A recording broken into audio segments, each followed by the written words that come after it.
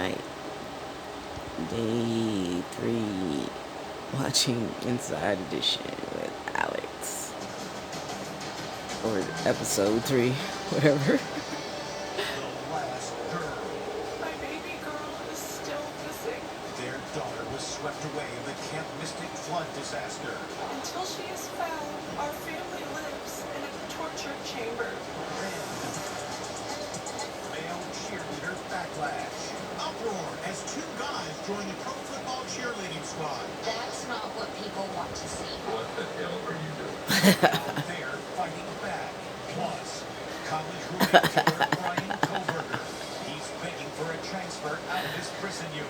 Yeah, I heard about that. Is happening behind bars. And the Biggest Loser TV show. Yeah, I started watching a little bit of that. Contestants are saying about dangerous tactics. Fat shamed, dehumanized, treated terrible. Plus, Yeah, I heard about that. How did everybody didn't see that? I don't know. But he's a fake. Then don't go in the water. The sweeping warning to beachgoers.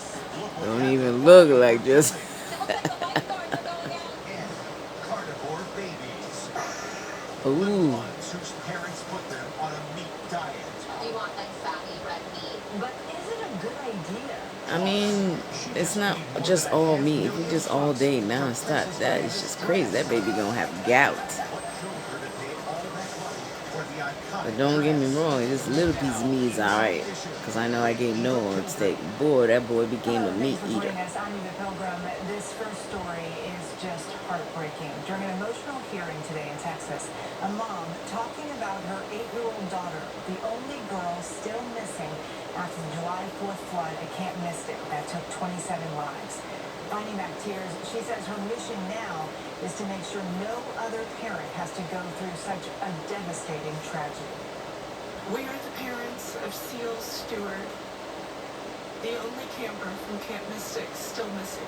Sheer agony from the sorry. parents of 8-year-old Seal Stewart. So sorry y'all had to swept go away through in the that. horrific Camp Should have Mystic gave y'all a flood in warning or Texas. something. My baby It's just girl not fair. is still missing.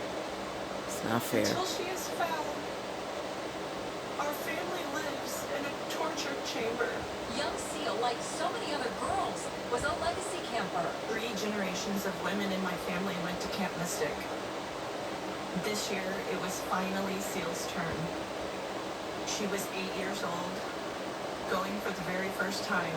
Seal's father wiped away tears as Mom Cece testified in support of new flood safety legislation at summer camps. 48 days later, Seal remains somewhere in the devastation of the Guadalupe River.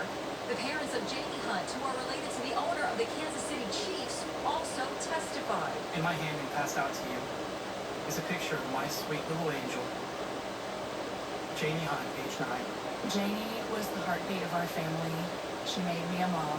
She left for camp full of excitement and joy. She came home in a plywood box. It's impossible to put into words the depths of our grief, the Can't. magnitude of this loss. You can't. In a gut-wrenching tribute, the father of Virginia All you Hollis do played is the just like, last why? song It's their not talented fair. It's 8-year-old not fair. composed It's on the not piano. fair. Virginia's song. They're just kids. It's just kids. It's not This is fair. so awful. The parents are fighting for camps across Texas to relocate cabins away from flood-prone areas and for better evacuation plans. Cheerleading controversy. The Here we Minnesota go. Vikings feeling the backlash after adding Like, 2 well, male y'all didn't see cheerleaders this to shit their coming. roster, despite the fact that a number of other NFL teams already have men on their squads. Come These on, guys people. offering their support. Stop Here's this Tim Ray. madness. Cheerleader Y'all didn't see this. These 2 guys are the newest members of the Minnesota Vikings cheerleading Hello, squad. they just background dancers, just like everybody else That's got. not what people want to see. Is this really what the NFL fans are showing up to see? But Republican Senator from Alabama, Tommy Tuberville. this is football, so you know you gotta do this macho, I would macho like to man. ask the ownership of the NFL and the commissioner, what the hell are you doing? Say being part of the Vikings cheerleaders is a dream come true. I went to a lot of Vikings games with my family, mainly my dad. was definitely watching cheerleaders thinking like, they wish they could do that. NFL cheerleaders were always women until 2018, when two Uh-huh. men joined the LA Rams cheer squad. The following year, they made history as the first guys performing on the sidelines during Super Bowl 53. Yeah, I remember that. Alexander. We are making history. The first two male cheerleaders here at the Super Bowl. How's that feel? Incredible. So excited, but also excited to be here. Now, 10 NFL teams have male cheerleaders. Look at this shit. That's what I said. So, come on, y'all. Stop the madness.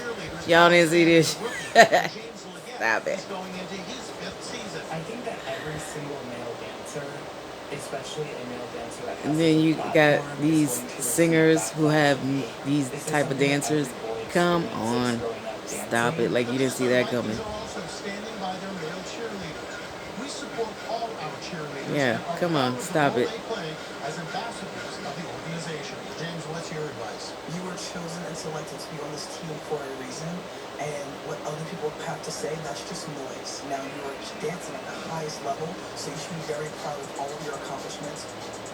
And did you know 4 U.S. presidents were cheerleaders, including George Oh, W. Bush? seen look at you here doing your yelling into a homework. megaphone when he was head cheerleader. Not in Bush, high the school. cheerleader. It was a huge ratings hit. The Biggest Loser had contestants battling to see who could lose the most weight. But a new docuseries, which is #1 on Netflix, is claiming there was a dark side, alleging the show used risky tactics to drop those pounds. Now these former contestants are speaking out to our Allison Hall. The Biggest I Loser saw a little was bit of it. cultural phenomenon. It was Millions crazy. watched as obese contestants competed to shed massive amounts of weight. They was went pushing on them crash motherfuckers. diets. There were punishing exercises with Tom as Nails trainer Jillian Michaels. Unless you faint, puke, or die, keep walking. And humiliating eating binges. Yeah, I as didn't some really watch it hungry like that. contestants The one caved in to I used to watch. spreads like this. Was the one they would have the makeover after that. Like they would do the plastic surgery.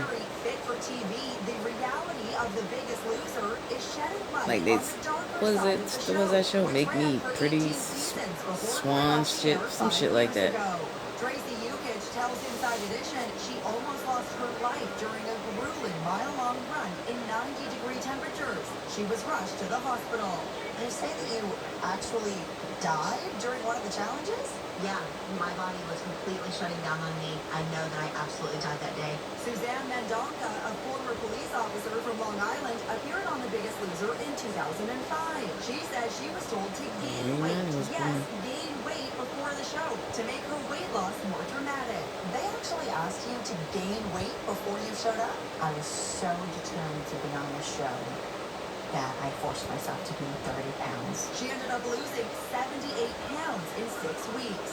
After she was Jesus. eliminated, she says she had a severe eating disorder. It's not normal to go on a show and be able to cut 10, 20 pounds. There's nothing healthy about that. Contestants on The Biggest Loser reported eye-popping weight losses each week, which some experts considered to be unhealthy. Many contestants say as soon as the show was over, they put that weight right back on. Yeah, one man said he did like a honey, apple cider, and lemon. Not honey, but maple syrup. Before and after images. This is Danny today. Every pound is back on. Even the show's trainers were shocked at the Yeah, that was just, oh my goodness, she was skinny. That was anorexic. That's her next to her former self. No, Today she's shunned that's publicly not right. after being trolled over her shocking appearance. If you want to be fat-shamed, dehumanized, treated terrible because you're obese, you're going to be a loser. That would never happen today. In other news today, Brian Koberger, Yeah, I heard about this too. University of Idaho students, is apparently having a hard time adjusting to life in a maximum security prison. Just days after being incarcerated, he submitted a handwritten note to prison officials begging to be immediately transferred to another block in the facility. Koberger claims he is being sexually harassed and constantly tormented by other inmates. We'll have more on this development when you join us tomorrow. God, they gonna rape that man, ain't they? That's disgusting. People are bracing for Hurricane Erin, which is expected to to bring waves over 20 feet high.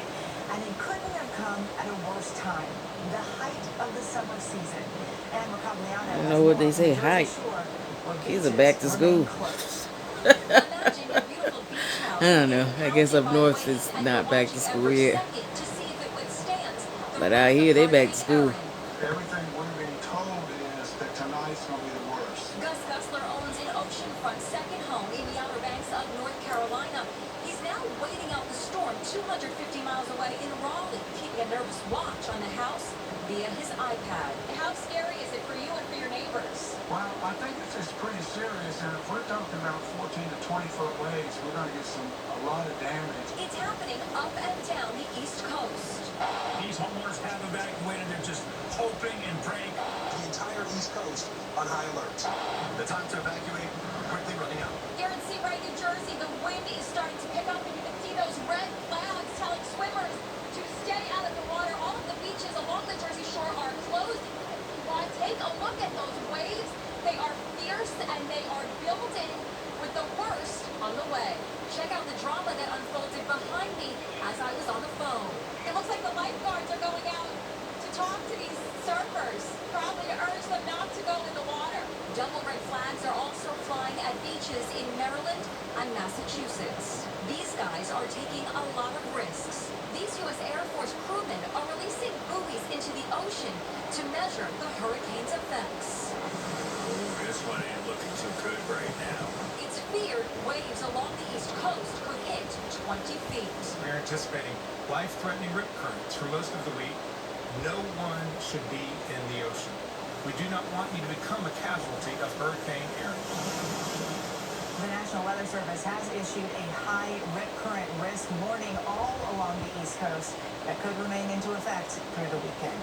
Well, here's something you don't see every day. A baby chomping down on an enormous steak. Move over traditional baby food like purees and broths because there's a new trend. Parents feeding their toddlers a diet of mostly meat. And the so-called carnivore babies have ignited debate coast to coast. This toddler's chomping down on a tomahawk steak. Across social media, parents are proudly showing off their so-called carnivore babies, infants and toddlers who eat a primarily animal-based diet. The goal is to provide little ones with a protein-rich diet clear of processed foods. This baby's eating steak tartare. Even for little ones who can't chew yet, carnivore moms are finding plenty of options. Ever hear of whipped bone marrow? It looks delicious. How about a beef broth lollipop to lick? Yeah, isn't it good? Taryn and Bill Frenzel are big believers in the carnivore diet. Feed their 3 kids Beef including broth, the 6-month-old chick Lauren, broth, a yeah, diet I think that's consisting cool. of 90% The red puree, The whole basis I of like this that. diet is the animal fat. So you want like fatty red meat, lots of butter.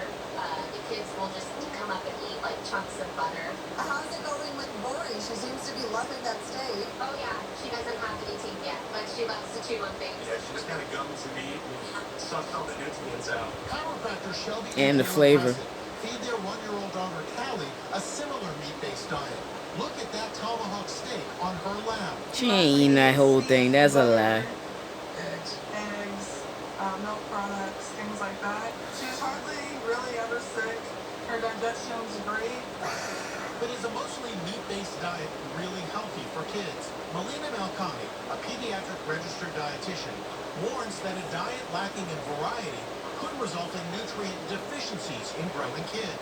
Meat is a wonderful early food for babies. It's got iron, zinc, choline, so many key nutrients for growth. But the foods that the carnivore diet is really low in also provide key nutrients for babies like fiber and vitamin C. And these are also equally as important.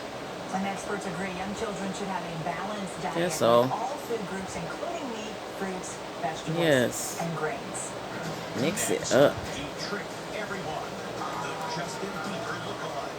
Shirtless. Saw that shit yesterday. I was like, how the hell these people couldn't tell? Skip the commercials.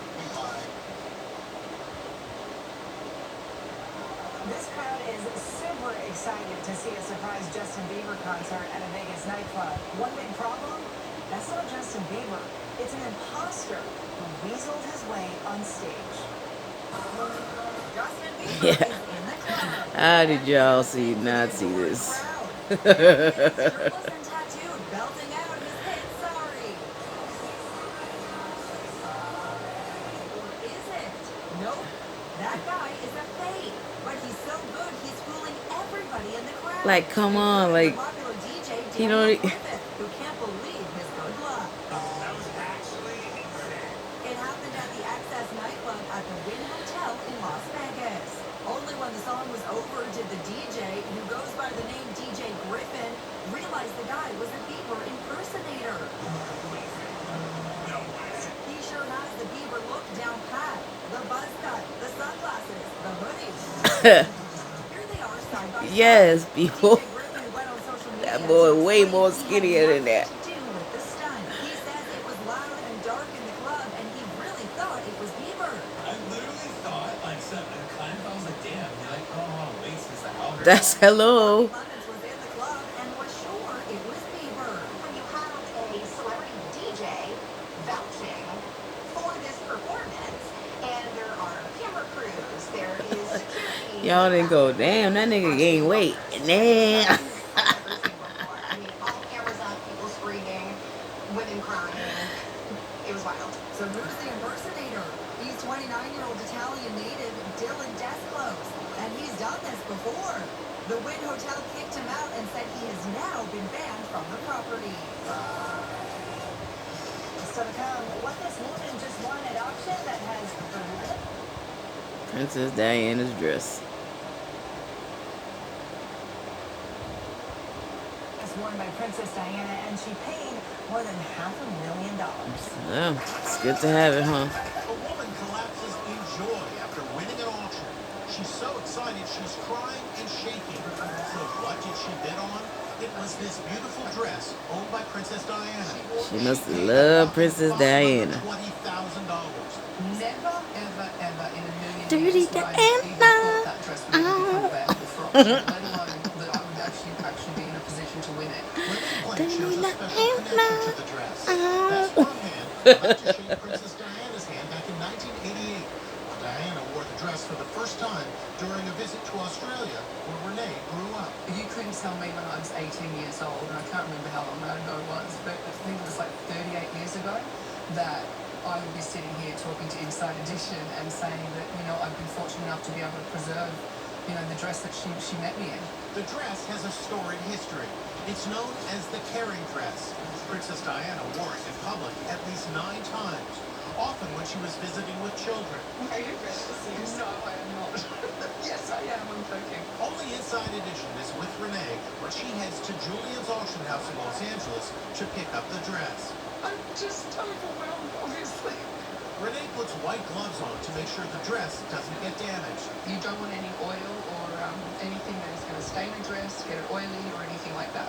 And here it is, the one and only Caring dress, last worn by the legendary People's Princess. That's full circle moment. It's incredible. Congratulations. The Princess Diana Museum and is putting that dress on display. So to come, a wild photo bomb.